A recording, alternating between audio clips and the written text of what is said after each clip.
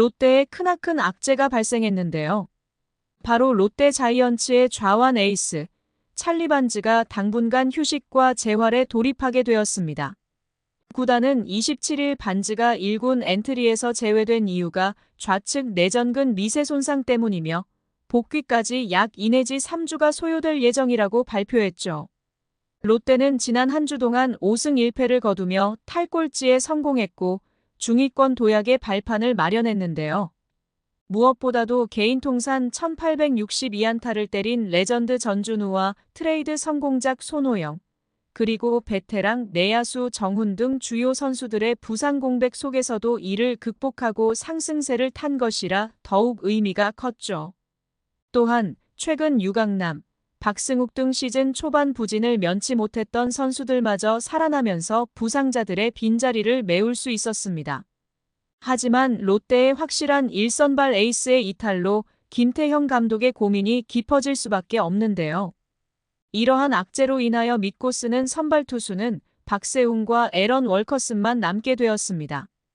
그동안 4, 5선발의 자리가 불안한 상태여서 다양한 선수 전략을 펼쳐보고 있는 김태형 감독의 선택의 폭을 좁히고 있습니다.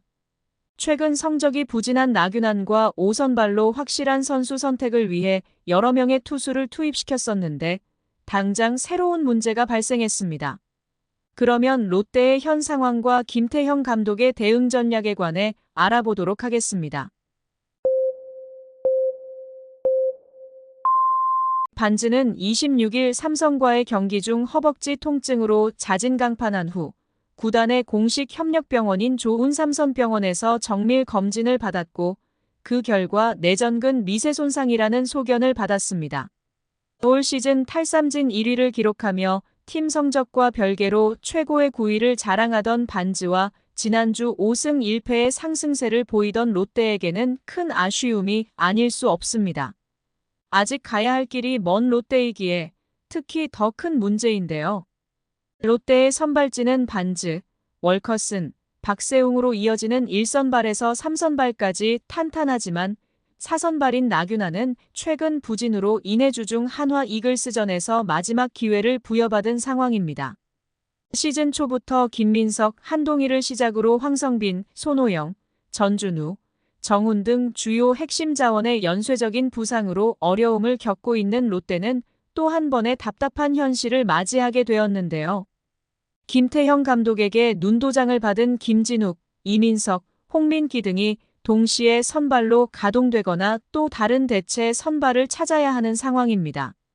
반즈는 올 시즌 11경기의 선발 등판에 63.1이닝을 소화하며 3승 2패, 평균 자책점 3.55를 기록하며 역투해왔습니다.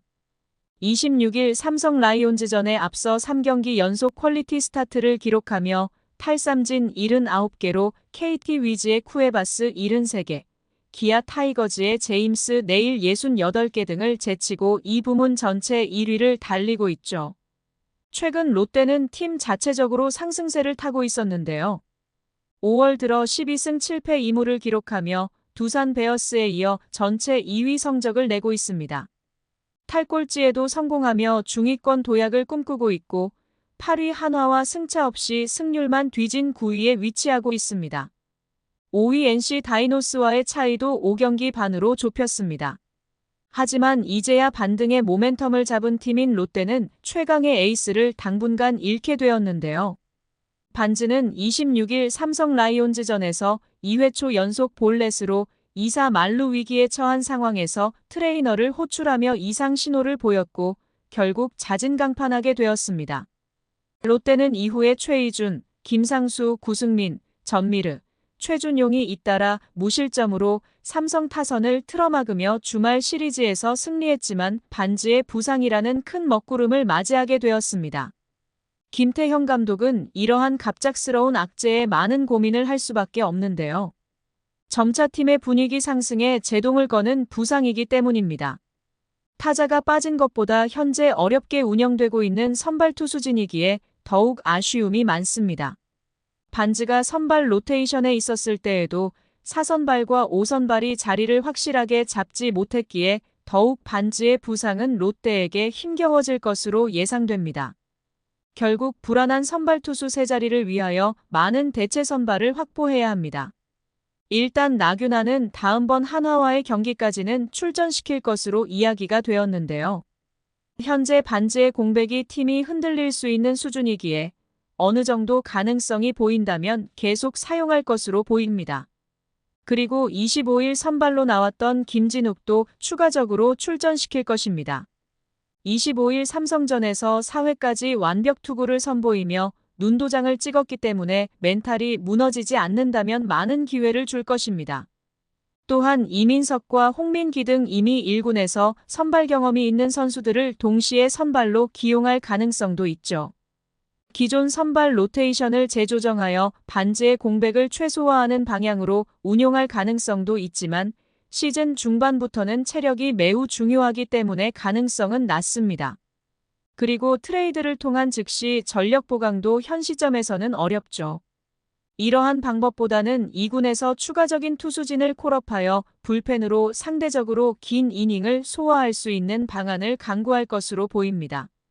왜냐하면 일단 경험이 부족하기는 하지만 대체 선발은 어느 정도 정해져 있기 때문입니다.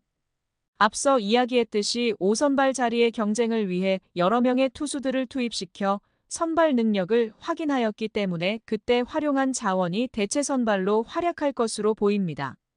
김태형 감독은 약간의 선택지뿐이기에 일단 부족하지만 반지의 공백을 최소화하는 데 집중할 것으로 보입니다.